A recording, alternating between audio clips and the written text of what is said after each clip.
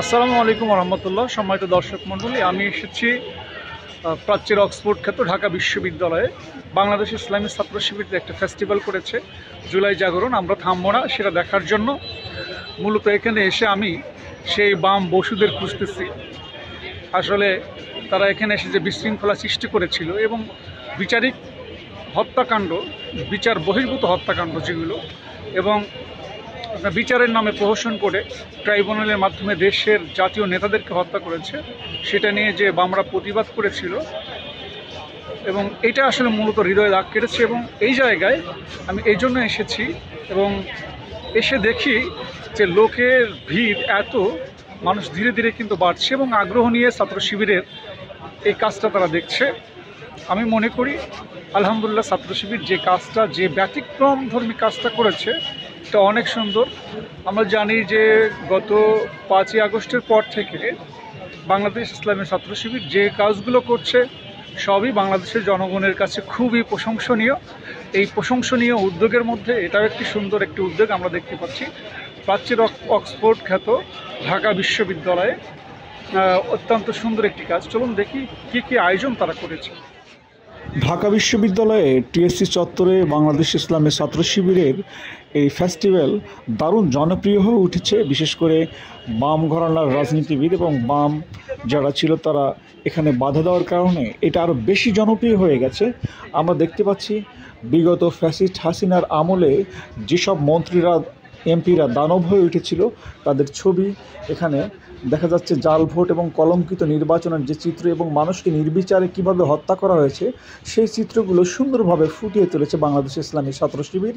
এবং ফ্যাসিস্ট আমলের যে কর্মকাণ্ড ছিল সেটা আমরা দেখতে পাচ্ছি। এখানে কিন্তু গতকাল ছবি ছিল যারা বিচার বহির্ভূত হত্যাকাণ্ড হয়েছে এবং যারা বিচারিক হত্যাকাণ্ডের শিকার হয়েছে। এখানে কিন্তু বামরা এখানে আপত্তি করেছিল।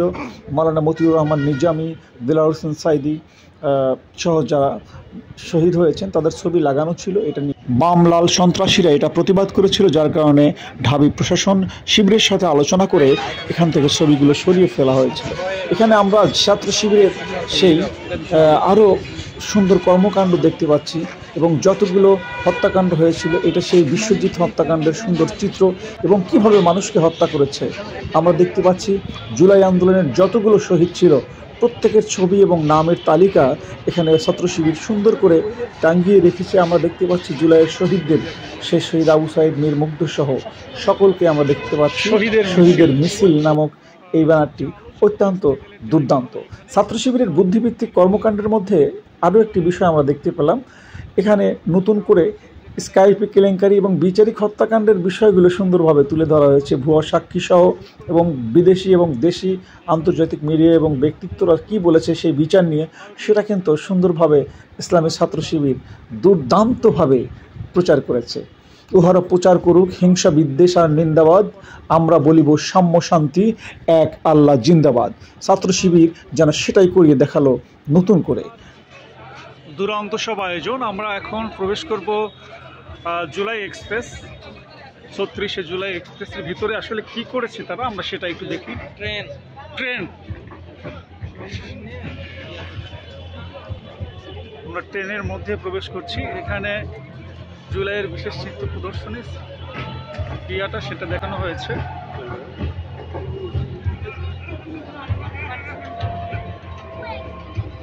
স্বৈরাচার সরকার কিভাবে বিরোধী দলের নেতাকর্মীদেরকে নির্যাতন করত, বিশেষ করে ইসলামী ছাত্র শিবির এবং বাংলাদেশ জামাত ইসলামের নেতাকর্মীদেরকে কিভাবে নির্মম নির্যাতন করত, সেটার আলোকচিত্র প্রদর্শন হচ্ছে। এখানে মানুষ এসে ভিড় করছে এবং বিস্ময়ে তাকিয়ে আছে কত নির্মম নিষ্ঠুর নির্যাতনই না তারা করেছে।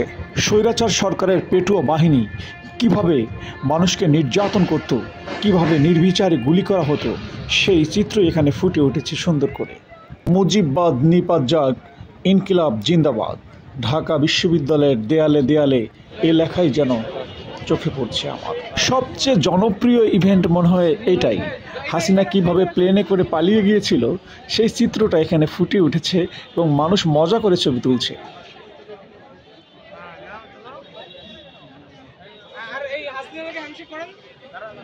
আমি পেয়ে গেছি আমার প্রিয় শিল্পী নোমান ভাই, সাইমম শিল্পী গোষ্ঠীর সাবেক পরিচালক। আসসালামু আলাইকুম নোমান ভাই, কেমন আছেন আপনি? আলহামদুলিল্লাহ ভালো আছি। আপনি কেমন? এখন তো খুবই ব্যস্ত, বেশি আগের চেয়ে প্রোগ্রাম বেড়ে গেছে, তা আজ কোনো প্রোগ্রাম আছে কিনা আপনার এখানে?